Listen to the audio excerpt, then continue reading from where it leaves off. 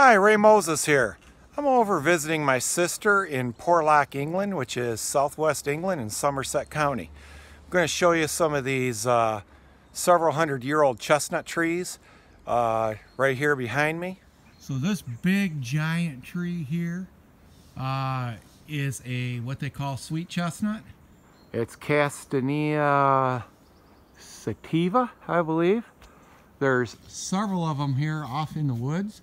I did some research while I was over here. These trees were brought over, they think, by the Romans. The Romans occupied the British Isles for about 250 years. And these, according to the plant books I read over here, they're not common. They're around in certain parts of the UK, but they surprisingly have naturalized in few areas. But they harvest quite a few nuts off of these trees, these seedling trees, and they have a sweet taste to them, and I'll show you those nuts here. So this is what they end up with for nuts. They harvest them in the fall and put them somewhere where they dry real well so they do not mold. And you know, they could put them in the fridge too. They'll eventually mold in the fridge. And then later on, after they dried out, they peel them. So now you have and they're more, in this case, just storing them more like using them like beans or something. They do rehydrate. They do hydrate very well. Just soaking them in water. Well, I've been over here, I've been throwing them in water and steeping them and making a chestnut tea, and they are sweet. These type of chestnuts are sweet right off the tree. The commercial growers back home in my home state of Michigan, where there's probably a couple thousand acres of chestnuts growing commercially, they grow a European, I believe Asian type crossbred tree, grafted tree called I think it's Castanea mellissima. I think it's variety colossal, but they do grow some Chinese chestnuts in there as well commercially.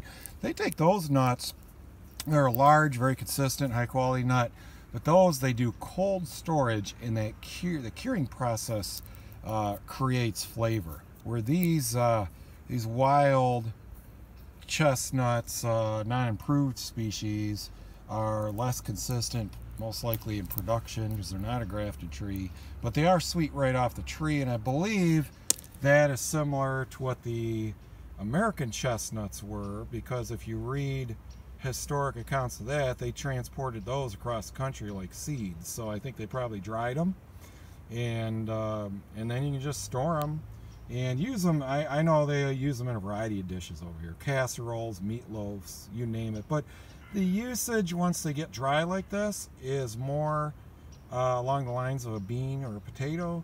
When they're fresh, they just eat them raw. They crack and peel them, and I'd say you get at least 50% nut to, you know, or more, 50% yield off of these percent kernel.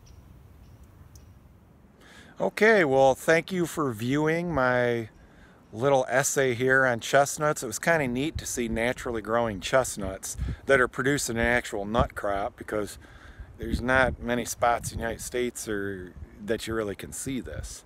So thanks for tuning in. If you got any questions or comments, please leave your comments below. I'd like to hear what others' experiences are, people that are a lot more versed on growing chestnuts than I am.